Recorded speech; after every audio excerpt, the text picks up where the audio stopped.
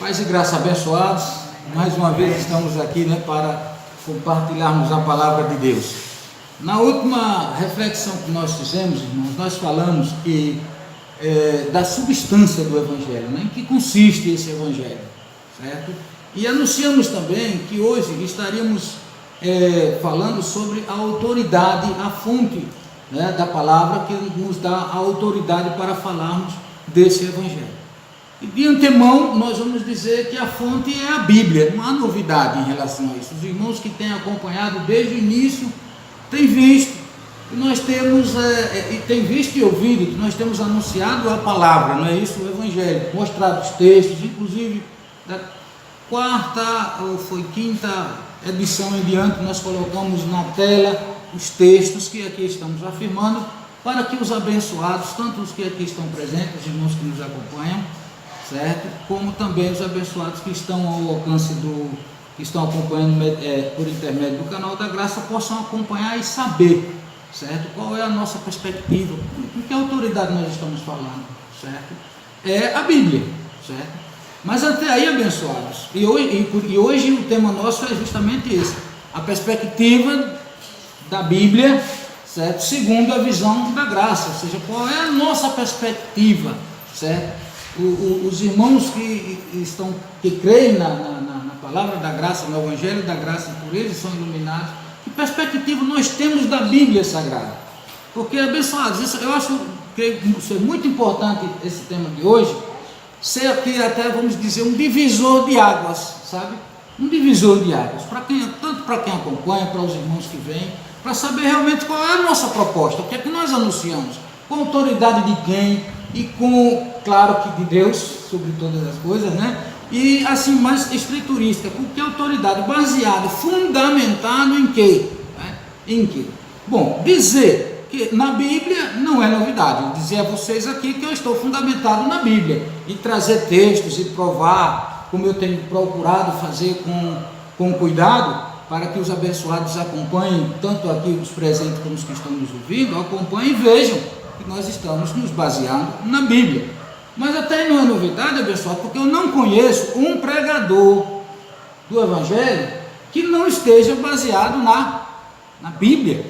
Eu não conheço de nenhuma denominação, de nenhuma igreja, de nenhum segmento religioso ligado ao cristianismo que não esteja baseado na Bíblia Sagrada, que contém os 66 livros, certo? E contém o Antigo Testamento e o Novo Testamento, os 27 livros do Novo Testamento.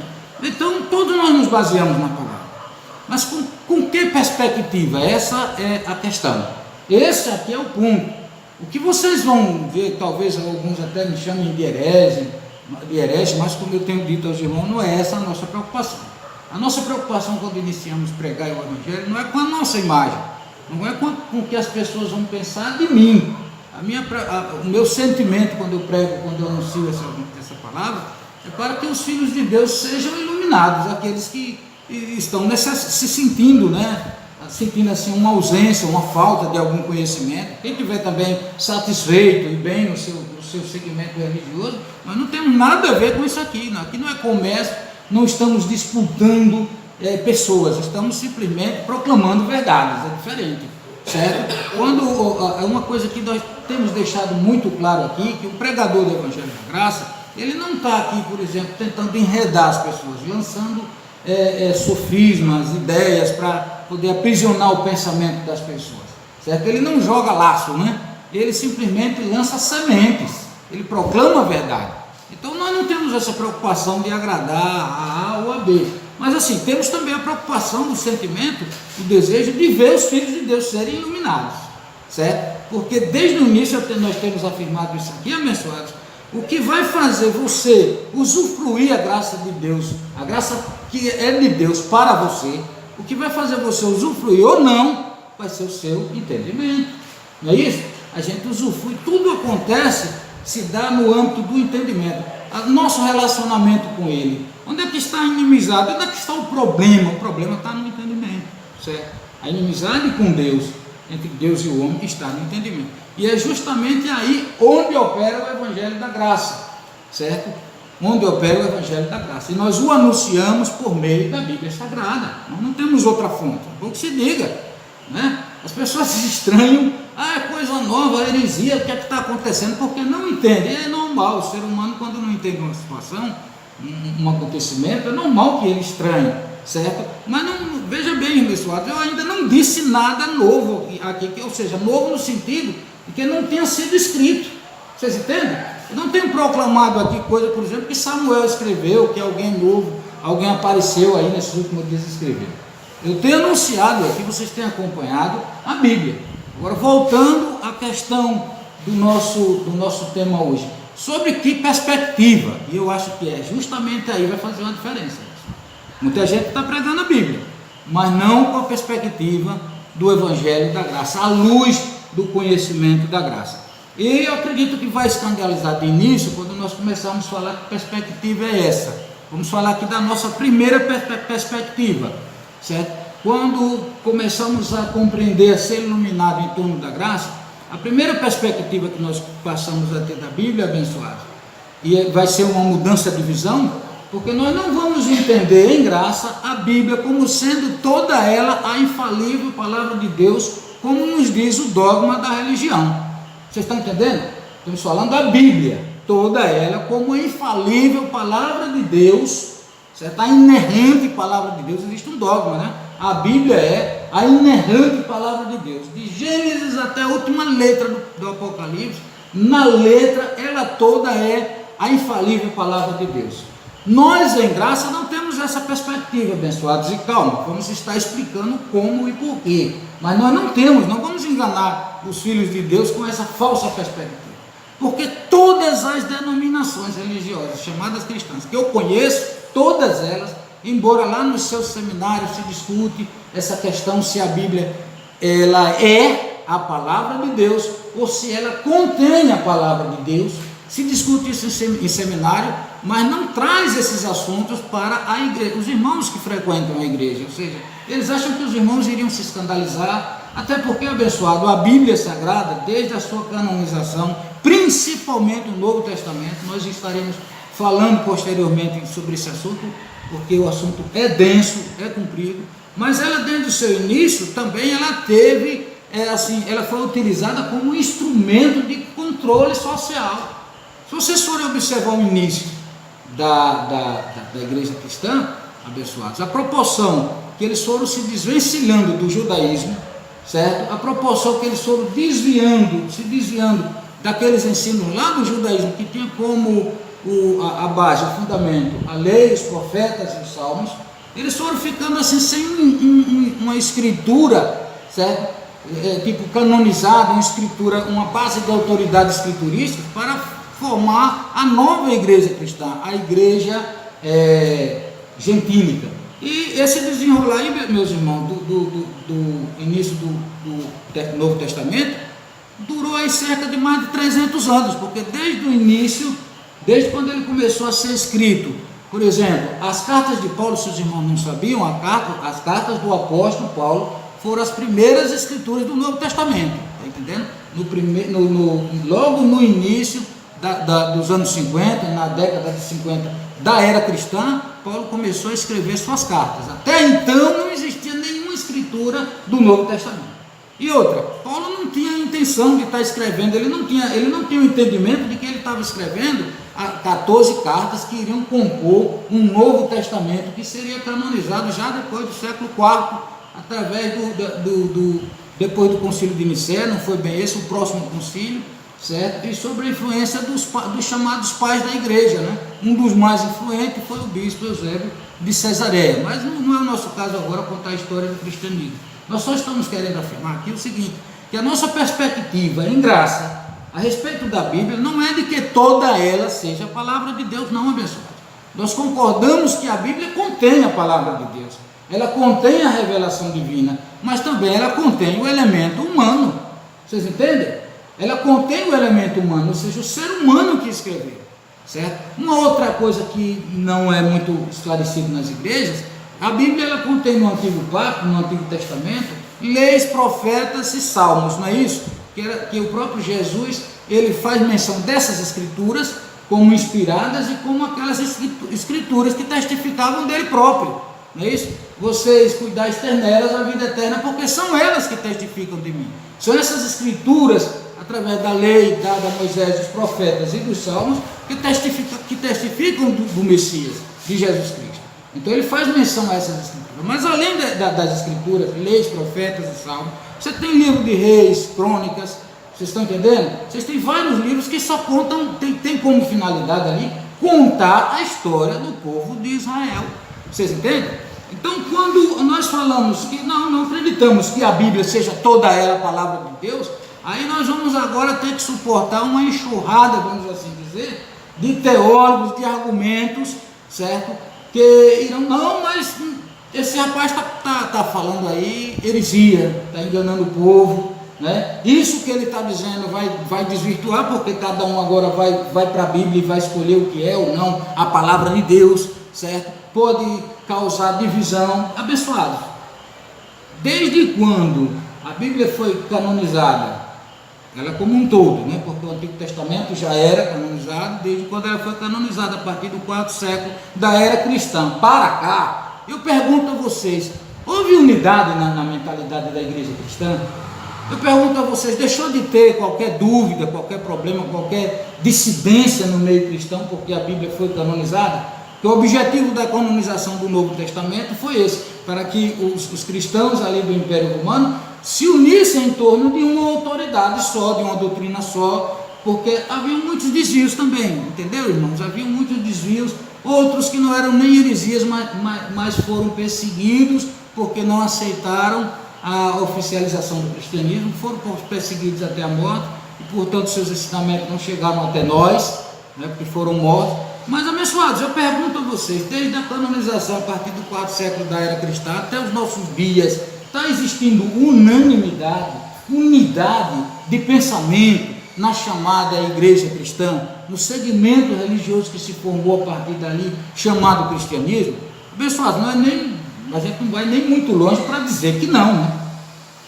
Eu não preciso nem provar isso que eu estou afirmando aos irmãos, certo? Olha, a cada dia, a cada mês, a cada momento, surgem dissidentes, grupos, divisões, certo?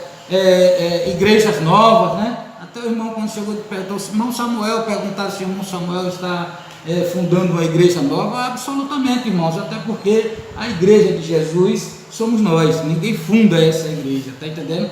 Essa igreja é espiritual, né? Essa igreja foi edificada, foi edificada por nosso Senhor Jesus Cristo. Está em pleno crescimento na sua graça e no seu conhecimento. Então nós não fundamos igreja, certo? Mas assim, no sentido de instituição, igrejas e mais igrejas surgem a cada dia, certo? Teologia se desenvolve e tudo isso em torno da Bíblia. Pregadores falando coisas diferentes, né? Aquilo mesmo que eu venho falando aqui para os irmãos a respeito da segurança, da certeza da salvação do crente, do Filho de Deus, muita coisa nova que você não vê, você não ouve, muito pelo contrário, essas coisas, além de não ser ensinada, a certeza de salvação eterna nos ambientes religiosos, muito pelo contrário, além de eles não ensinarem isso, eles ensinam justamente o contrário, que não temos essa certeza, que não podemos ter essa certeza, e lançam os filhos de Deus naquele conflito, naquele medo, naquela incerteza.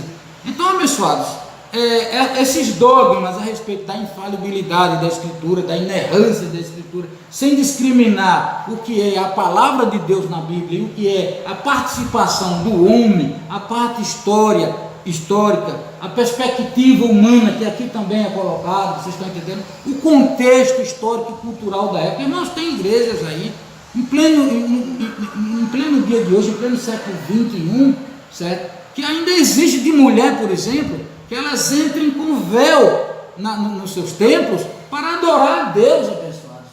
Pleno século XXI, porque tem lá uma passagem, lá em Coríntios, que o apóstolo Paulo, respeitando inclusive um costume de época, faz referência ao uso de véu na igreja. Vocês entendem? Porque a mente humana colocou o seguinte: toda palavra de Deus, toda a Bíblia, aliás, é a palavra de Deus, né? Quando a gente fala dessa perspectiva de que não, a Bíblia contém a palavra de Deus, a Bíblia não é a palavra, certo? Aí vem logo a enxurrada de versículos da parte teólogos, e o principal, eu vou chamar a atenção dos irmãos, nós hoje vamos falar com calma, se o tempo não der, a gente deixa para uma segunda parte, porque isso aqui é divisão de águas, irmãos, aqui é somente o iluminado mesmo, crescendo em graça, para entender isso que nós estamos dizendo. Mas vamos aqui logo para o primeiro texto que é usado lá em 1 Timóteo, capítulo 3, versículo 16 e 17.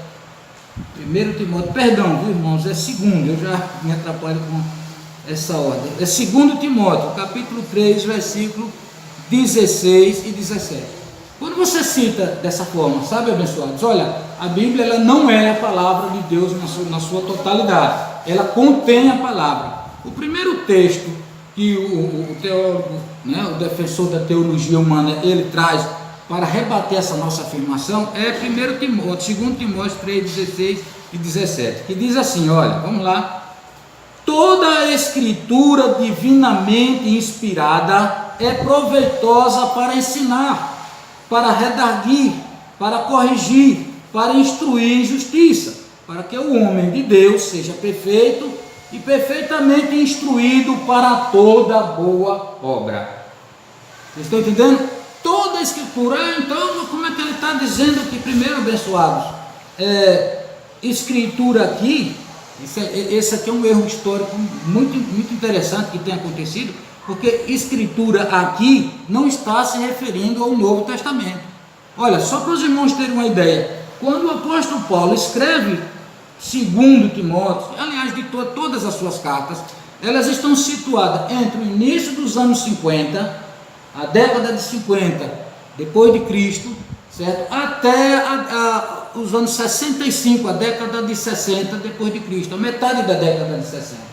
Aproximadamente em 15 anos é que os acadêmicos, os historiadores apontam que foi confeccionado esse texto. Vocês estão entendendo? Então vamos situar ele aqui aproximadamente nos anos 50 da época de Cristo. Abençoado, nesse tempo em que Paulo está citando esse texto, sequer se sonhava em se ter um Novo Testamento como nós temos hoje.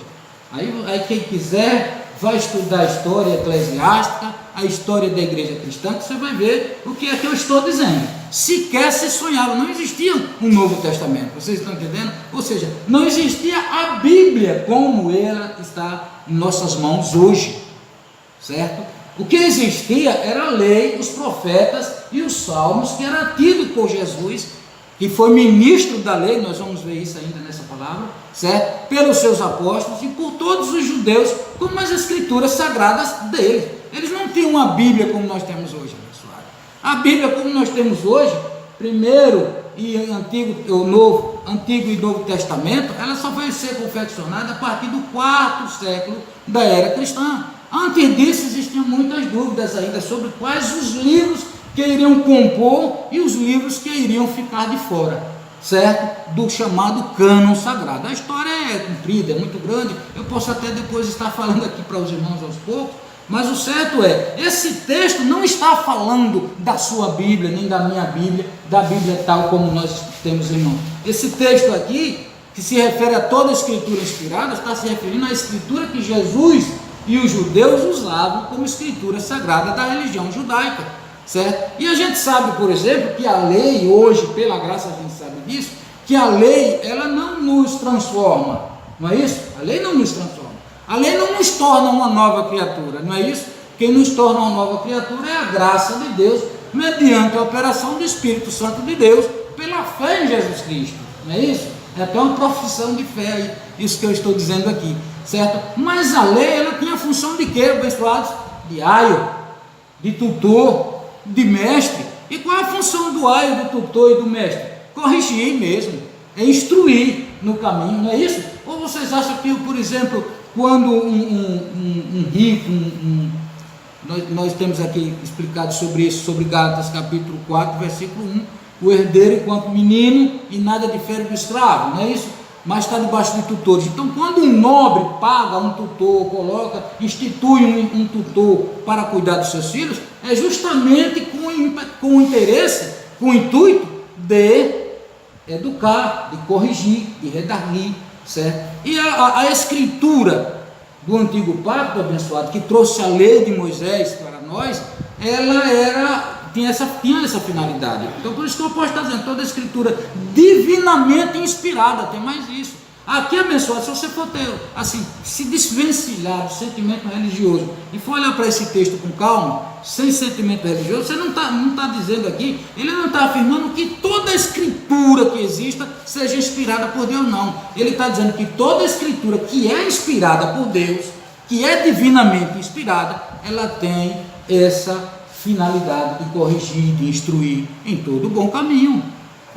Vocês acham que Deus ia deixar os seus filhinhos sob a tutela de uma má influência, né? Ele esteve debaixo de instrutores mesmo, certo?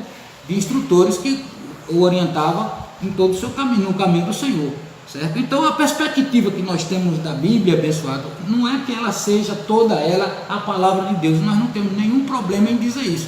Ela para nós contém a revelação, ela contém a palavra, vocês estão entendendo? Então, um outro detalhe, abençoado, um outro detalhe muito importante que nós não podemos deixar de entender, que esse erro é muito, abençoado, sério na vida dos cristãos. É como disse o irmãozinho, a gente conversando, ele lança os irmãos em um labirinto, sabe?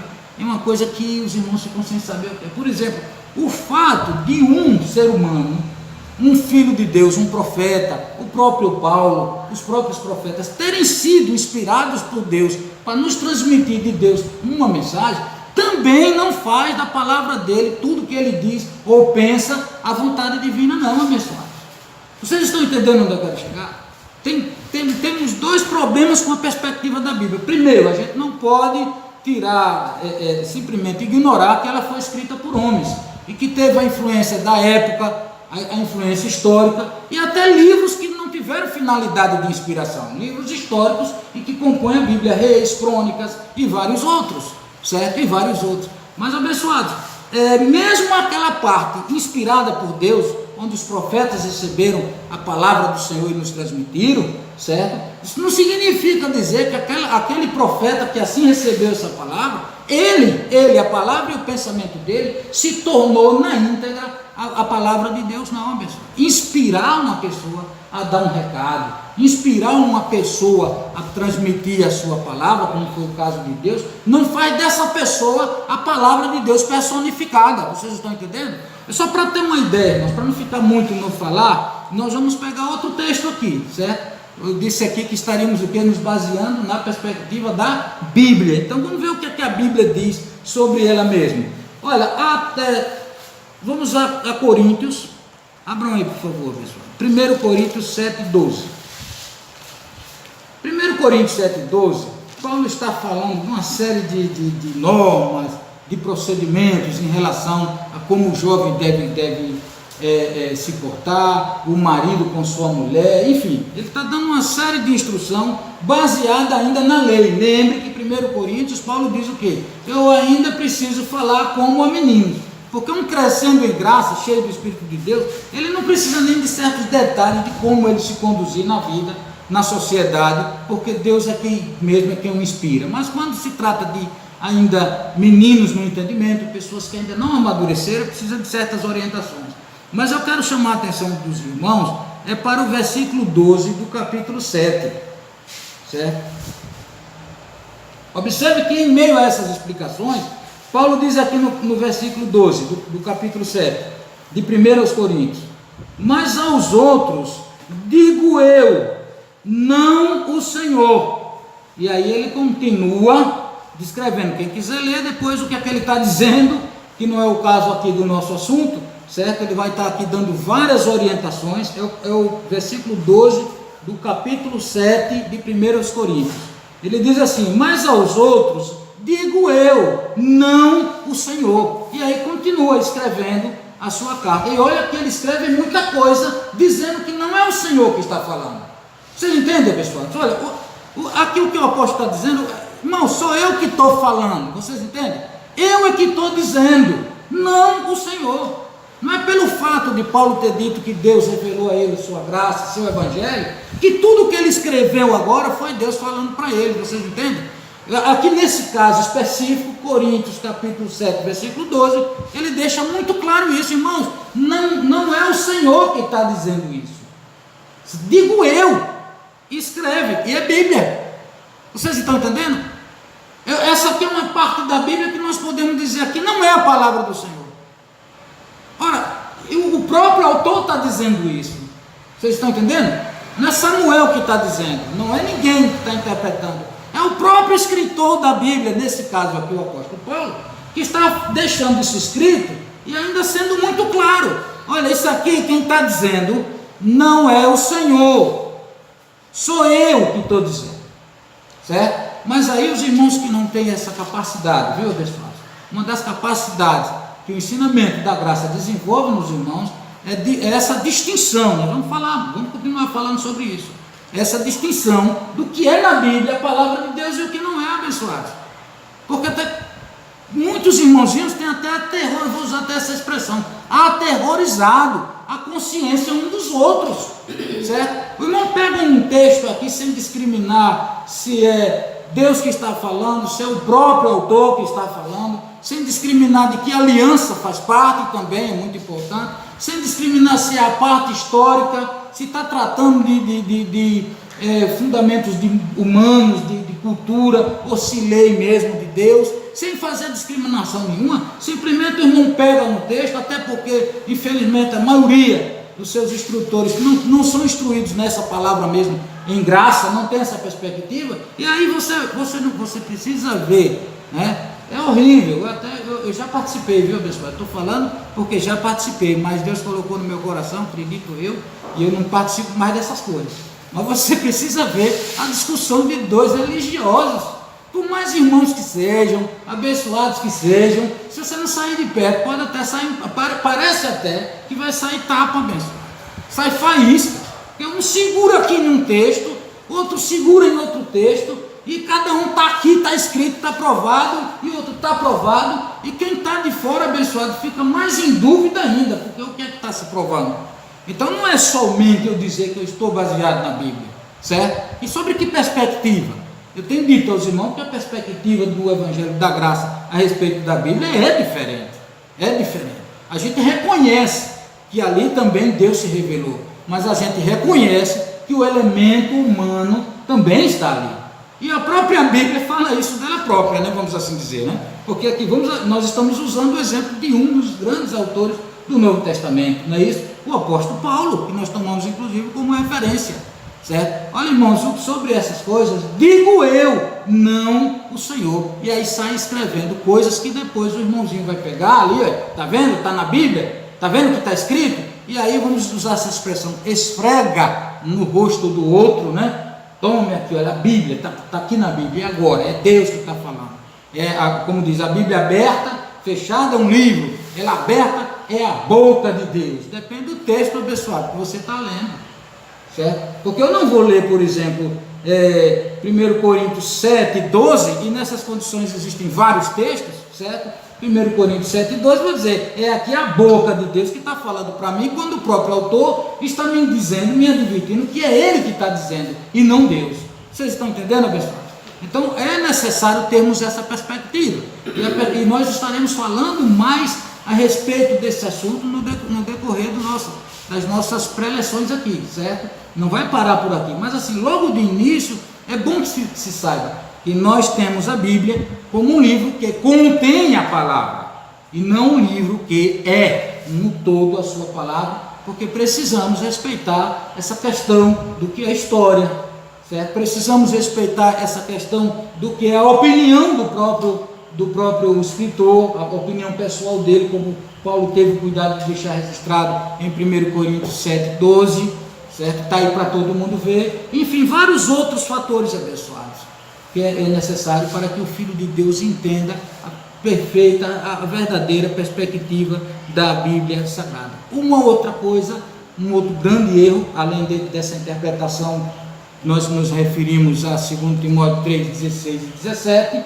certo? Que ali não está falando de nenhum dos livros do Novo Testamento, nem sequer dos próprios livros de Paulo, das próprias cartas, que ele ainda estava escrevendo, sem nenhuma preocupação nem pensamento. E é claro, escrevendo para que ela servisse de instrução para os irmãos, mas não que ela iria compor uma Bíblia, né, que iria ser canonizada mais tarde, está entendendo, lá pelo imperador. Não foi bem o imperador, mas foi no tempo dele, certo? Quando os imperadores Constantino e os demais começaram a reconhecer o cristianismo, foi aí que se fechou o cânon sagrado do Novo Testamento. E não sei se coincidentemente a consequência de tudo isso é que a igreja ela entrou na chamada Idade das Trevas, que durou pouco mais de 1000 anos, né?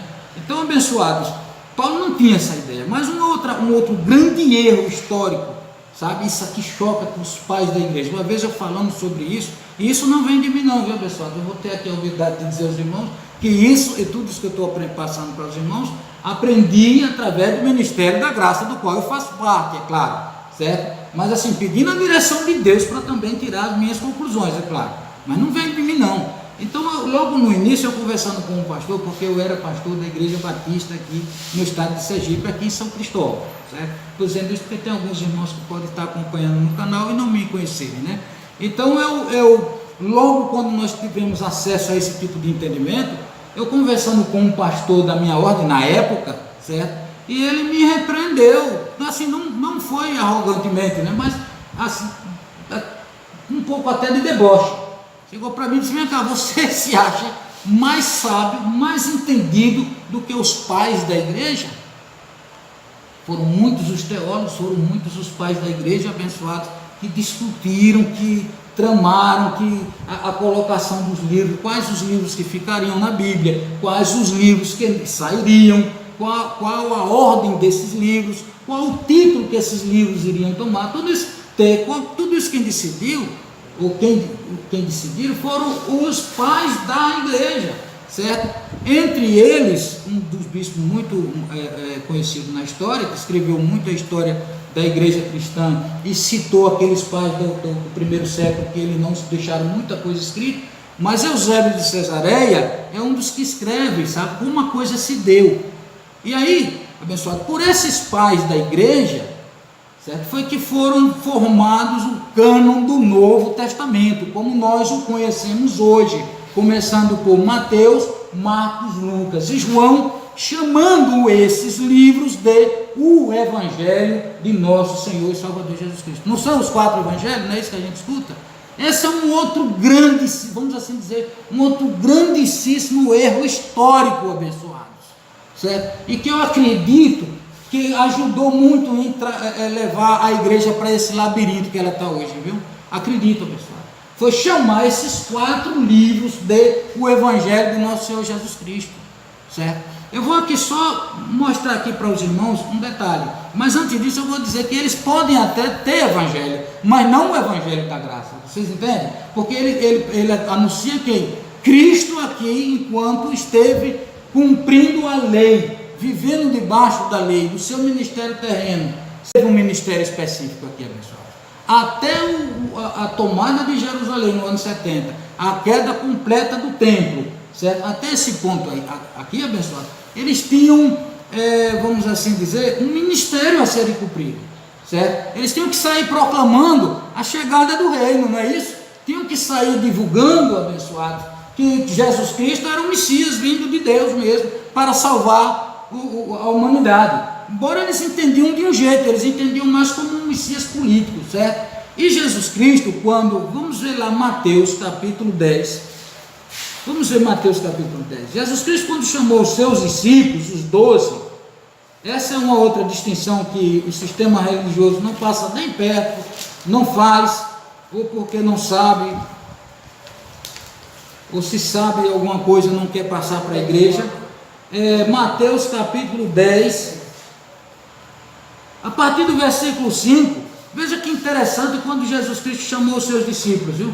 Ele disse assim, olha, a partir do versículo 5 de Mateus 10, Jesus enviou estes 12 e lhes ordenou, dizendo: não ireis pelo caminho das gentes, ou seja, dos gentios, nem entrareis em cidade de samaritano, mas ide antes as ovelhas perdidas da casa de Israel. Então vocês vão ver claramente aqui, abençoados, que Jesus está mandando, certo, os discípulos para um ministério específico, certo? estava enviando os discípulos para pregarem a judeu a chegada desse reino. E vocês vão ver uma passagem interessante quando uma mulher sírio-fenícia chega para Jesus Cristo pedindo por misericórdia, porque o filho estava doente, e Jesus faz como que pouco caso dela, ele não atende ela, né? Isso até nos choca, né? Jesus, o Messias, o Mestre, Jesus Cristo de Nazaré, certo? Que veio fazer o bem, curar e beneficiar todo mundo, certo? E aí dizer a mulher: o que tenho eu contigo, ainda não é chegada a minha hora com você, nosso trato é depois, abençoado, é com a inauguração do Evangelho da Graça, é um assunto lá através do ministério de Paulo, certo? Por enquanto, Jesus era ministro da lei, né? Então ele estava, na realidade, era poupando ela. Olha, esse ministério aqui não é para ela, certo? O que eu tenho contigo? Não é chegada a minha hora ainda com relação a vocês. Ah, Senhor, mas o Senhor sabe, os filhos, e nem eu vou tirar o pão dos filhos e dar aos cachorrinhos. Para que palavra de Jesus, né? Ela diz: mas os cachorrinhos, Senhor, come também das migalhas que caem da mesa, certo? Hoje, em graça, abençoado, o povo gentil come na mesa, amém? O povo gentil, abençoado, são os filhos de Deus, mas ali nós não tínhamos esse entendimento ainda. Você sabe disso? Nós não tínhamos esse entendimento. Então ele disse: olha, mulher, eu não tenho nada com você ainda, mas como ela expressou essa fé, disse: olha, grande é a sua fé, vá que o teu filho está curado. Mas o que nós estamos querendo dizer aqui é que o ministério de Jesus foi voltado para a lei, certo? Está lá em Romanos, no capítulo 15, versículo 8, que Jesus Cristo foi feito ministro da circuncisão para cumprir as promessas feitas aos pais pelos profetas. Vocês podem ir lá em Romanos, no capítulo 15, versículo 8, vocês vão ver essa revelação. Vocês estão entendendo, abençoados? Então, existia esse ministério específico, e essa divisão, essa distinção não é feita na história da igreja cristã. Ninguém percebe isso, ninguém passa isso para a igreja, mas isso é muito importante, abençoados, porque quando você entende isso, aí vocês vão entender onde realmente está a revelação de Deus nesse chamado Novo Testamento, que os homens fizeram assim sem entendimento, certo? Só para os irmãos terem uma ideia, fazer uma comparação, do que eu estou dizendo, eu vou chamar, para não ficar só no falar, eu vou chamar a atenção dos irmãos para dois textos importantes para a gente entender isso, certo? São dois textos. Um é Lucas, capítulo 1, versículo 1 a 4. Porque o que nós estamos dizendo aqui é sério, chega até a ser até grave, né? O que nós estamos dizendo aqui. Nós estamos dizendo aqui que Mateus, Marcos, Lucas e João não são evangelhos, pelo menos da graça. E o evangelho que deles se encontra é o evangelho do reino, que Jesus mandou pregar para judeu. Vocês estão entendendo? Mas eles não são o evangelho da graça, eles são, na verdade, livros históricos, ou seja, que numa perspectiva dos discípulos retrata ou relata tudo aquilo que Jesus veio fazer e ensinar enquanto ministro da lei, certo? Existe uma grande diferença entre esse tipo de escritura que está lá em Mateus, Marcos, Lucas e João, Atos dos Apóstolos e demais livros escritos, e o Evangelho da Graça, abençoados. Vamos ver aqui, por exemplo, Lucas, né? Os irmãos acompanhem aí, podem até anotarem esses textos, irmãos, que nós daqui para frente vamos estar falando de coisas e que precisaremos ter essas instruções aqui em mente, sabe? Para não estar naquela, um mostra um texto, outro mostra outro. Veja a diferença dos textos, viu? Olha, Lucas 1, o que é que Lucas diz aqui? Tendo, pois, muitos empreendido por em ordem a narração dos fatos que entre nós se cumpriram, ele está dizendo aqui, muitos se esforçaram para expor, pôr em ordem os fatos que aqui aconteceram entre nós a respeito de Cristo. Segundo, olha a fonte que eles tiveram, viu? Segundo nos transmitiram os mesmos que os presenciaram desde o princípio e foram ministros da palavra. Está falando aqui dos discípulos, dos apóstolos que estiveram com Jesus, certo? Aí veja bem, pareceu-me também a mim, aí é Lucas que está dizendo, pareceu-me também a mim conveniente descrevê-lo a ti, ó excelente Teófilo. Esse Teófilo aqui era um nobre que ninguém até hoje na história sabe quem ele era, a história não fala dele, mas se tratava de um nobre e que Paulo tinha em grande conta, Lucas tinha em grande conta, que estava inclusive endereçando todo o seu livro para ele. Quando Lucas escreve Lucas, sabe? Aqui, Lucas, chamado Evangelho de Lucas, quando Lucas está escrevendo, ele está escrevendo endereçando a alguém. E aqui seria Teófilo, certo? Ó excelente Teófilo, por sua ordem, havendo-me já informado minuciosamente de tudo desde o princípio. Então o que Lucas fez aqui, em síntese abençoado, foi um apanhado, uma pesquisa histórica, foi ouvir aqueles que presenciaram, certo? Ou ouvir daqueles que ouviram, e por aí vai, foi escrevendo e pondo em ordem os fatos, fazendo uma narrativa, diríamos assim, histórica, certo? Tendo como fonte, vamos usar essa expressão, o perguntado, né? Saiu perguntando, saiu informando, certo? Tanto dos que viram, como também dos que ouviram. Agora, vamos trazer os irmãos para Gálatas, e vamos ver outro texto da Bíblia, e vamos ver se esses textos eles têm a mesma autoridade, vamos dizer assim, o mesmo fundo de inspiração. Vamos ver aqui Gálatas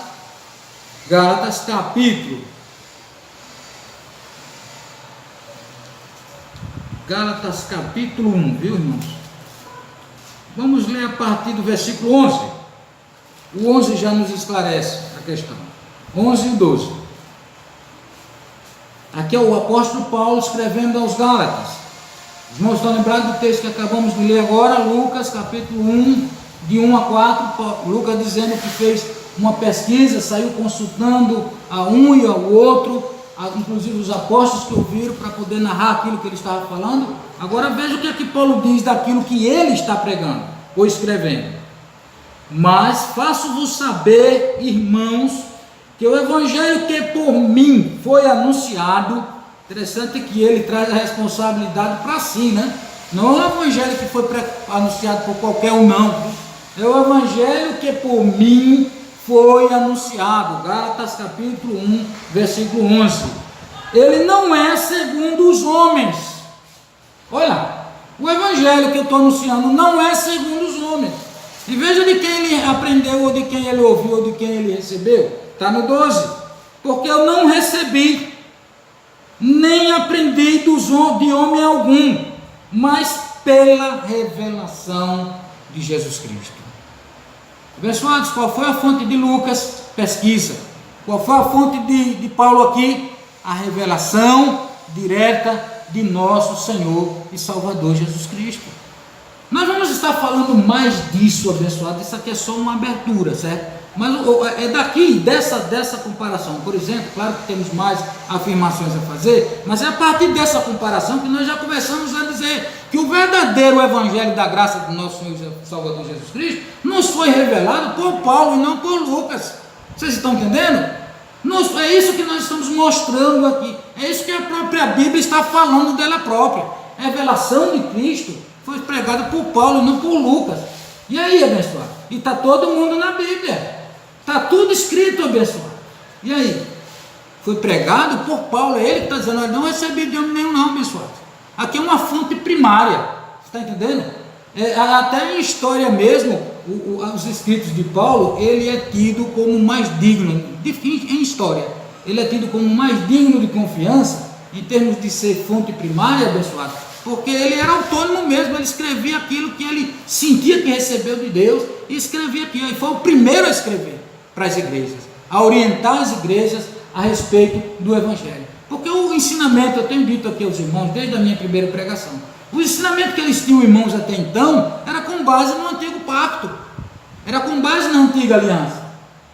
Uma vez Paulo foi a Jerusalém, nós vamos falar assim por cima desse assunto, porque vamos trazer isso pormenorizadamente quando falarmos da lei e da graça novamente aqui para os irmãos, vamos estar passando isso.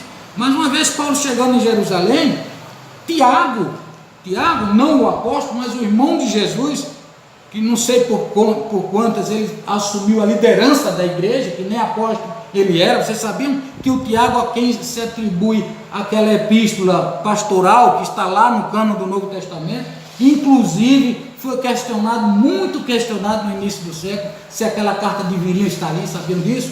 Inclusive o próprio Lutero questionou o cânon sagrado, querendo tirar Tiago e o Apocalipse da Bíblia, porque via que ele não tinha um ensinamento em linha com a graça de Deus. Vocês sabiam disso também, abençoados? Então isso não é informado, né? Isso os irmãos não são informados a esse respeito. Mas veja,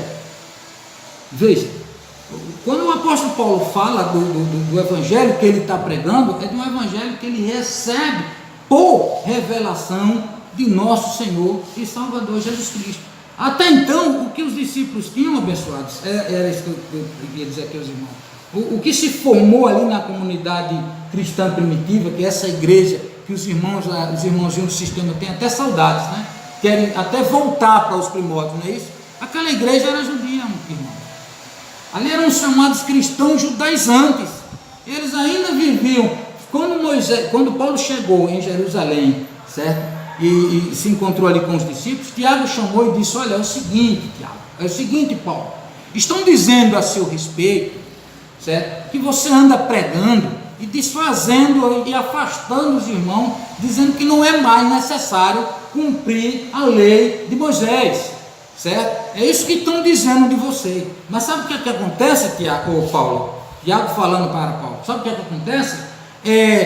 Entre nós aqui, os judeus, muitos creem em Jesus Cristo, muitos creram. Você sabia, Paulo, que entre nós muitos creram em Jesus Cristo? É grande a multidão dos que creem em Jesus Cristo aqui entre os judeus, e todos são zelosos da lei, todos viviam em obediência à lei. Era o que eles tinham, era a Torá, os 10 mandamentos, os 613 itens que está lá no Pentateuco, está entendendo? Então era a Torá judaica, a religião era uma religião cristã judaica, e não demorou muito. Toda a epístola aos Gálatas, abençoada, é um confronto de Paulo com esses irmãos. Vocês estão entendendo? De Paulo com esses irmãos. Porque os ensinamentos da graça ainda não tinham sido escritos. Estavam sendo escritos através do ministério do apóstolo Paulo, por meio não de andar perguntando, como Lucas saiu perguntando a um e a outro, ou ouvindo por tradição, mas por meio da própria revelação de nosso Senhor e Salvador Jesus Cristo, e este o crucificado, ou o crucificado e ressuscitado, glorificado, essa é a expressão. Vocês estão entendendo, abençoados? Então, há uma grande diferença, irmãos, há uma grande diferença. O que nós estamos dizendo então, certo? Com tudo isso, e afirmando em graça, é que o evangelho do nosso Senhor Jesus Cristo, o evangelho da graça de nosso Senhor Jesus Cristo, ele foi anunciado pelo apóstolo Paulo por meio da revelação de Cristo glorificado, e não é um escrito histórico que foi narrado a partir de consultas, de perguntas a um e a outro do que foi que aconteceu, certo? Então, além de nós reconhecermos, abençoados, isso, que a Bíblia como um todo, ela não é a palavra de Deus, ela contém a palavra, nós temos tranquilidade em dizer isso, não temos preocupação nenhuma que estamos aqui falando heresia, com a consciência muito tranquila, porque sabemos onde está a nossa fé e a nossa orientação, que é o Evangelho da graça do nosso Senhor Jesus Cristo. E que além disso, certo? Mesmo sendo inspirado por Deus, que a lei foi inspirada por Deus, né? Não vamos dizer que a lei foi inspirada por quem? Foi inspirada por Deus, foi dada por Deus a Moisés, certo? E outra, quando se fala daquele momento, fala que foi um momento que veio em glória, de maneira que os filhos de Israel não podiam sequer fitar a face de Moisés, por causa da glória que estava no seu rosto, não era? E que ele cobriu, sabia? Com o véu, cobriu aquela glória que estava ali, para que os filhos de Israel não contemplassem que aquela glória estava se desvanecendo. Aquilo tudo já era uma alegoria, irmãos, para o fato de que aquele ministério que Moisés estava recebendo ali no Sinai era um ministério transitório, e vamos falar disso mais adiante. Mas ali é uma escritura inspirada por Deus e apta para corrigir, redarguir, ensinar o homem de Deus em toda a justiça. É inspirada por Deus a lei? A escritura é inspirada por Deus? Mas trata de um evangelho que não é mais para os filhos de Deus hoje. Nós hoje vivemos, abençoados, em uma nova aliança. O evangelho dos filhos de Deus hoje não está em Mateus, não está em Marcos, não está em Lucas, não está em João, abençoado, está nas cartas do apóstolo Paulo. Repare que ele diz aqui em Gálatas, abençoados, que o evangelho que por mim foi anunciado não é segundo os homens. Eu não aprendi, nem tampouco foi informação que eu recebi de homem nenhum, mas por revelação de nosso Senhor e Salvador Jesus Cristo, certo? E ele ainda diz aqui, abençoado, sobre esse evangelho, que não há outro, tem mais essa, não há outro evangelho em graça, a não ser aquele que por ele foi ensinado. Nós não vamos cuidar muito disso agora, porque é um assunto que nós vamos tratar mais adiante, certo? Mas os irmãos estão entendendo até aí? Estão entendendo ao passo que a gente vê que a coisa clara está de acordo com o que eu estou dizendo, a Bíblia do irmão, ou eu estou enganado, a minha Bíblia está dizendo diferente? Então está dizendo aí, irmão, o que eu estou afirmando aqui, a Bíblia do irmão está igual a minha? Então que beleza, né? Que beleza. Isso é muito claro, abençoado, certo? Isso é muito claro.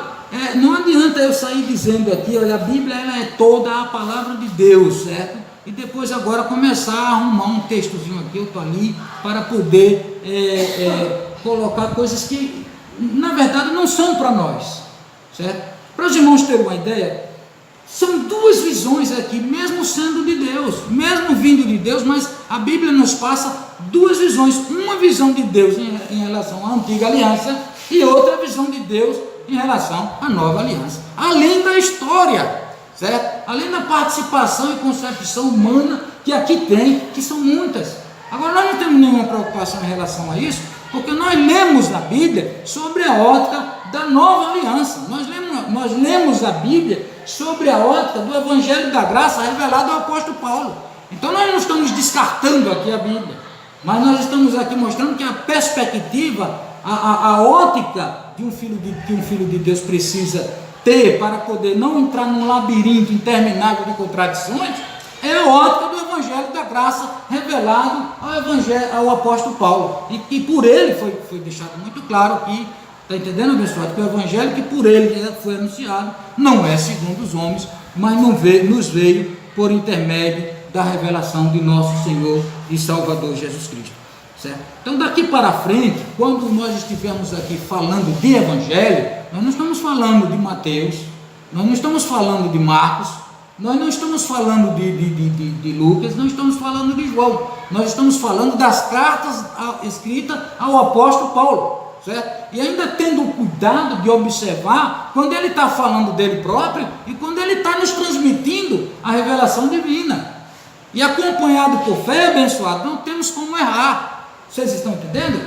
Por que eu estou trazendo isso aos irmãos? Porque daqui para frente a gente já tem feito certas afirmações, certo? Que são contundentes, certas afirmações que você não escuta. Por exemplo, somos salvos, sempre salvos, somos perfeitos, somos abençoados com toda sorte de bênçãos espirituais, nós temos um pacto com Deus, ou melhor dizendo, Deus tem um pacto com nós, o pacto da nova aliança, certo? E esse pacto é firmado em melhores e superiores promessas. Esse pacto abençoado aperfeiçoou para sempre todos os filhos de Deus que por ele está sendo santificado por intermédio do sangue de Jesus Cristo. Essas informações, abençoadas, nós trazemos do Evangelho da Graça, certo? Não adianta o irmãozinho, é por isso que eu não discuto a religião, porque quando você está trazendo essa informação para o irmão que está na religião, você mostrando os textos da graça, e o irmão absolutamente já ligeirinho ali procurando outros textos da Bíblia para discordar do que você está dizendo, porque não foi ensinado a ele essa visão,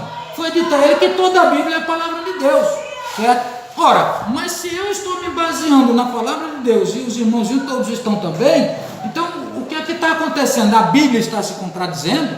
A Bíblia está se contradizendo, certo? Ou o irmão Samuel está vendo ela de forma errada, ou o irmãozinho está vendo de forma errada. Então a forma mais segura de se ver, abençoados, é ouvindo direitinho o que a própria Bíblia está dizendo dela mesma. E em se tratando de Evangelho da Graça, dado por revelação por intermédio de nosso Senhor e Salvador Jesus Cristo, está muito claro onde é que ele está.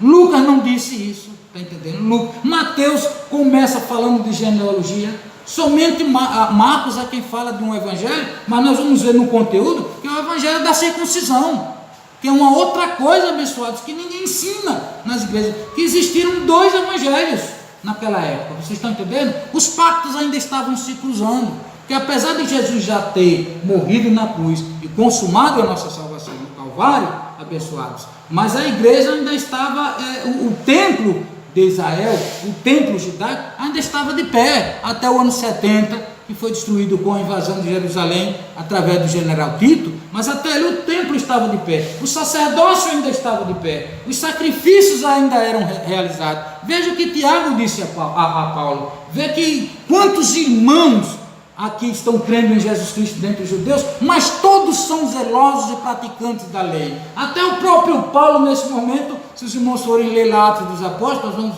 voltar a nos referir a esse texto, até o próprio Paulo foi persuadido a fazer votos, a raspar a cabeça e fazer sacrifício. Paulo, que já tinha nos mostrado claramente que nada disso serve para aperfeiçoar a consciência dos que prestam culto, e nada disso é necessário para um filho de Deus, em quem habita nele já o Espírito Santo do Pai. Ele é o templo, ele não tem nem sequer templo para prestar culto a Deus, o Filho de Deus. Sabiam disso? Quanto menos sacrifício em templo, porque ele é o templo e o sacrifício é o de Cristo. A única coisa que lhe uniu a Deus é Jesus Cristo, é suficiente e abençoado. Acabou. Eu não tenho que fazer mais nada para agradar a Deus, além de crer em Jesus Cristo abençoado. Vocês estão entendendo? Então o Evangelho da Graça, ele se distingue dessa forma, e quem nos ensina isso, certo? São as cartas do apóstolo Paulo. O Evangelho de Deus, de nosso Senhor Jesus Cristo, está ali, e é bom, e é nessa mesma carta, nós vamos, já estamos caminhando para o final, viu, abençoado? Vamos chamar os irmãos para mais um texto aqui, Gálatas, vamos ao capítulo 1,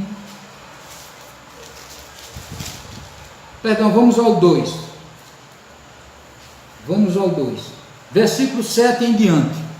Esse contexto eu vou ficar devendo discutir ele com os irmãos em outro estudo. Nós não vamos entrar no contexto dessa discussão, porque ela é muito interessante, viu? Esse texto, os irmãos já quiserem ir se aquecendo e lendo em casa, porque na próxima vez que a gente for falar sobre esse assunto, nós vamos entrar mais nesse contexto, certo? Mas no momento não vamos tratar disso agora. O que foi que gerou essa discussão? Com quem Paulo estava discutindo? Mas não vamos dizer logo de início, com o apóstolo Pedro. Podem ler em casa, podem ler mesmo, certo? Que toda a discussão de Paulo aqui foi com o apóstolo Pedro. E qual era o tema? Lei e graça. A necessidade ou não de guardar os mandamentos da lei, certo? E Pedro estava ali querendo, e Paulo dizendo que não era mais necessário. Então veja bem, a partir do versículo 7 do capítulo 2, nós vamos ver isso aqui.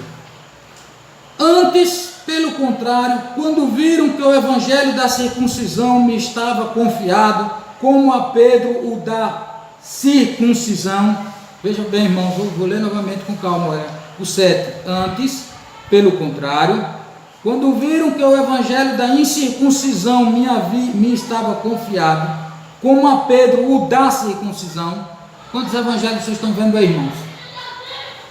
Independente da gente discriminar aqui ou explicar aqui o que é evangelho da circuncisão, evangelho da incircuncisão, nós já temos falado entre linhas, mas nós vamos falar mais claramente na próxima pregação, quando falarmos dos dois partos. Vamos falar melhor sobre isso, mas dá para discernir aí quantos evangelhos tem? Amém. A Pedro o da circuncisão, a Paulo da incircuncisão. Quando viram que a mim, Paulo dizendo, foi confiado o evangelho da incircuncisão, como a Pedro o da. Então são dois evangelhos, irmãos, está claro? Será que precisamos ir muito longe? De quantos evangelhos o texto está tratando, abençoados? De dois: o da circuncisão, que vamos falar melhor na próxima pregação, e o da incircuncisão, que foi confiado a Paulo. Então são dois evangelhos, são dois ministérios. E o que nós estamos tratando aqui, abençoado, em graça, é o da incircuncisão, que foi confiado ao apóstolo Paulo, certo? Porque aquele que operou eficazmente em Pedro para o apostolado da circuncisão, claro que foi Deus que operou.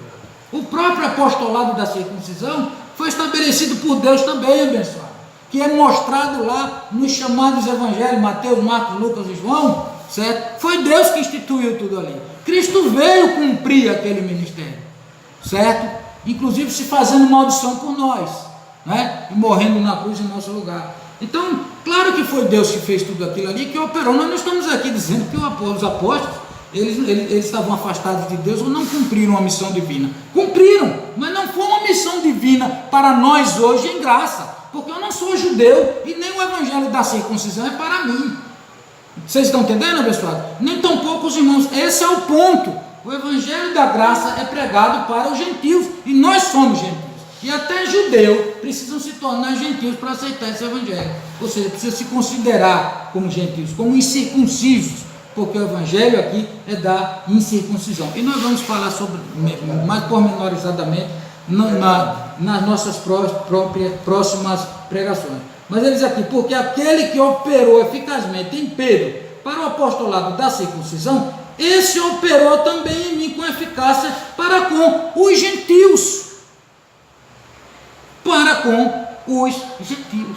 Então o evangelho da graça de Deus revelado aos gentios, que é para mim hoje, para os irmãos hoje, para todos os filhinhos de Deus, e que se eles tivessem recebido, não estavam vivendo como estão vivendo ainda, com as suas consciências presas a uma consciência de medo e de pecado, certo? Esse evangelho se encontra nas epístolas do apóstolo Paulo. Então o que eu estou afirmando aqui, abençoado, é algo muito claro, muito evidente, agora que por outro lado contraria toda uma lógica, toda uma estrutura, toda uma patrística da igreja, sabe? Toda uma tradição, e não é uma tradição de 100 anos, abençoado, nem 200, nem 300, é uma tradição de 2 milênios que nós estamos aqui encarando, sabe? Mas estamos encarando na autoridade de quem conhece o evangelho da graça de nosso Senhor e Salvador Jesus Cristo, ou de quem crê, né? De quem crê, porque quem conhece a totalidade desse evangelho, né? Não conhecemos na totalidade, mas cremos nesse evangelho,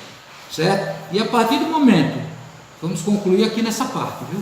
Que a partir do momento que um filho de Deus, ele entra, ele começa a lançar o seu olhar na Bíblia, por fé, e com essa visão, distinguindo o que é lei, o que é graça, o que é evangelho, o que não é, o que é evangelho da circuncisão, o que é evangelho da incircuncisão, ou seja, o que é para ele e o que não é para ele, certo? O que foi revelado a ele e o que não foi, ele começa a distinguir a sua verdadeira condição em Cristo Jesus. Ele não vai viver mais assustado com essa história agora de medo de pecado, de demônio, ninguém mais vai vir mostrar texto na cara dele, sabe? Ele não vai mais ter essa preocupação. Você pode vir me mostrar o texto que for abençoado, eu vou lhe mostrar, se for em desacordo com o evangelho da graça de Deus, de nosso Senhor Jesus Cristo revelado a Paulo, ele vai estar em concordância com o evangelho da lei, da circuncisão, que eu não tenho mais nada a ver com isso, que eu sou gentil, abençoado, certo? Eu nasci agora sob uma nova aliança, o pacto de uma nova aliança, certo? E agora aquela questão da lei, né, da justificação pela lei, que nunca se chega a lugar nenhum, porque a lei é o seguinte: quem cumprir todos os seus mandamentos, e não são 10 não, viu, abençoados? Não são 10 não, são 613 mandamentos, certo? A lei de Deus, quem cumprir, certo? E desobedecer, for um só ponto dela, vai ser culpado de todos. Então a lei lançou todo mundo debaixo da condenação, ninguém pode ser justificado pela lei, certo? Mas a gente vai ver claramente, é um texto que nós temos usado isso, é um texto clássico, Efésios 2, 8, 9, que nós somos salvos o quê? Pela graça sois salvos por meio da fé, isso não vem de vós, é dom de Deus, não vem das obras para que ninguém se glorie. Mas você não fique pensando que ninguém vai poder contestar isso que eu estou dizendo, mesmo afirmando de acordo com a Bíblia, ninguém vai poder contestar isso se não for também pela Bíblia. Você sabia disso? Por exemplo, se vier um do sistema que conheça o que está escrito em Tiago, no capítulo 2, versículo 24, ou todo Tiago, aliás, todo, mas principalmente o versículo 24 do capítulo 2, o Tiago diz claramente: olha, não é só pela fé não, mostre sua fé para você ver, que eu vou mostrar a fé que eu tenho para você pelas obras, entendeu? Mostre sua fé sem as obras, que eu lhe mostro a minha fé pelas obras. Então Tiago vai estar ali contestando claramente, mostrando que não é por fé somente. E aí, abençoado, Tiago é ministro da graça? Onde é que foi dito que Tiago era ministro da graça? Onde é que foi dito? Se você for ler lá Gálatas, quando ele disse que a Pedro foi dado o ministério da circuncisão, ele havia dito que Pedro foi influenciado pelos que vieram da parte de Tiago, outro ministro da circuncisão também. Vocês estão entendendo? Então Tiago não conhecia a graça, abençoado, ele conhecia a lei. Ele conhecia o ministério da condenação. Ele conhecia o ministério de Jesus Cristo de Nazaré, que aqui esteve e que aqui pregou e viveu sobre a lei. Mas ele não conhecia o Cristo ressuscitado, o glorificado. Aquele que Paulo disse, ainda se o conhecemos segundo a carne, desse modo, não o conhecemos mais, porque ele está glorificado. Vocês estão entendendo? Então vai haver isso. Por exemplo, essa questão, por exemplo, de guardar dias. Nosso dia, nosso descanso, nosso sábado, chama-se Jesus Cristo, abençoado. A relação hoje de um filho de Deus na nova aliança e em espírito, ela deixa-me dizer uma coisa, ela é atemporal, ela não está condicionada a dia, a pôr do sol, quando o sol se põe, quando o sol vem nascer novamente. Não se trata disso. Nós não estamos presos a Deus no tempo, nossa relação é eterna. Nós já fomos transportados para o reino do Filho, do seu amor. Então nossa relação se dá no âmbito espiritual. Sim, um negócio, todo dia é santo para um filho de Deus. Todo dia é santo para um filho de Deus. Todo dia é abençoado. O dia não tem um dia mais nem um dia menos, porque o sagrado está nele. O descanso é Cristo que nele habita. Essa é a lógica da nova aliança. Vocês estão entendendo? Então nós não estamos presos a tempo. Mas aí quando um ministro da lei, que não é nem da lei, que não existe nessas religiões evangélicas o cumprimento de lei nenhuma, existe a inspiração de lei, certo? Existem normas, existem preceitos, rudimentos humanos que Paulo chama de fracos e pobres, sabe? A verdade é essa. Então é isso que existe aí. Para você guardar, ele vai em João e diz, olha aqui, ó, quem disser que está nele, tem que também andar como ele andou. Vocês estão entendendo, abençoado? Se você não fizer essa distinção, isso não é evangelho. Nós não somos chamados, olha, abençoado, vai escandalizar. E graças a Deus por isso, viu? E nós não somos chamados para andar como nosso Senhor e Salvador Jesus de Nazaré andou, não, abençoado. Ele veio aqui para viver debaixo de maldição. Ele veio aqui, cumpriu a lei, debaixo de sofrimento, certo? Pagou o preço por nós, para nós não termos que passar por isso. Vocês entendem? Então, vinde a mim agora, todos vós estáis cansados, eu vos aliviarei, né? Eu sou o descanso, a salvação de vocês agora. Isso Cristo ressuscitado. Uma outra coisa, abençoado, que ninguém está prestando atenção, certo? Está escrito em João, quando Jesus Cristo diz, olha, já dando as últimas instruções, ele diz, eu tenho muito que vos dizer, muito que vos dizer, mas eu tenho mesmo muita coisa ainda para informar vocês. Vocês imaginem Jesus Cristo, depois de ter passado 3 anos com os seus discípulos, depois de ter sido crucificado, depois de ter ressuscitado, não é isso? Ainda chamar os discípulos já no finalzinho e dizer, olha, tenho muito que vos dizer e vocês não podem suportar agora. Quando vier o Espírito da verdade, ele vos guiará em toda a verdade. Olha, abençoados, que tremendo isso, e que ninguém presta atenção para isso. Que a mesma revelação do antigo pacto, do evangelho da circuncisão, sendo inspiradas e dadas por Deus, não é a palavra de Deus para nós hoje. Vocês entendem? Porque nós estamos vivendo agora, abençoados, em um novo pacto. Já chegamos no tempo que Jesus Cristo disse que tinha muito que nos dizer. Era a revelação que ele daria ao apóstolo Paulo depois. Está entendendo? Coisas que não chegou ao coração do homem, né? Que o olho não viu nem chegou ao coração do homem, são que ele preparou para os seus, para os que o amam. E ele nula revelou por intermédio de quem agora? Do seu próprio Espírito Santo. Então aquela coisa do medo, da incerteza, do chega, eu vou ter que pagar preço, eu vou ter que me sacrificar, vou ter que jejuar, vou ter que guardar dias, vou ter que fazer sacrifícios para que eu possa andar como Jesus andou, para que eu possa ser salvo, porque esse é o evangelho? Não, abençoado. Não, o evangelho da graça não é isso não. O evangelho da graça não é andar como Jesus andou, não, abençoado. O evangelho da graça é Jesus em nós, a esperança da glória. Vocês entendem? Agora só que em espírito, é o ser de Cristo em nós, em espírito, é andar de acordo com o entendimento que Deus nos deu como seus filhos. E olha, abençoado, sabe qual é o princípio mesmo de regra, de prática do Filho de Deus, pelo que ele é chamado a viver? O meu justo viverá por fé. Se ele recuar, a minha alma não tem prazer nele. Mas cuidado com esse texto, abençoado, aqui não está dizendo que se um filho de Deus ele enfraquecer na fé, ele vai deixar de ser filho de Deus, não. Se um filho seu lhe causa desgosto, lhe causa tristeza, lhe causa desprazer, ele não deixa de ser seu filho por causa disso não. E é mais fácil você discipliná-lo para trazê-lo de volta do que você repudiá-lo. Você entende? Nossa filiação em graça com Deus é em espírito, é uma filiação de filhos espirituais com o nosso Pai espiritual, não é brincadeira não, certo? Então, abençoado, nós somos chamados nesses termos a vivermos por fé e não por obras. Não importa que Tiago tenha dito o contrário, não importa que João diga o contrário, Mateus diga o contrário, Moisés diga o contrário.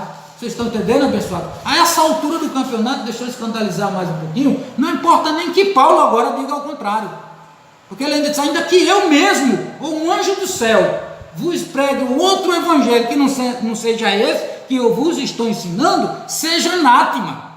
A essa altura do campeonato, abençoado, nós somos o que somos e cremos por fé. E cremos por fé. E para terminar, abençoado, a segurança. Eu tenho falado de segurança. Eu tenho dito aos irmãos sobre a segurança de um crente em graça, é muito grande. Não é de brincadeira não, aqui não são palavras de efeito não, é fruto da fé e do entendimento que ele tem da palavra.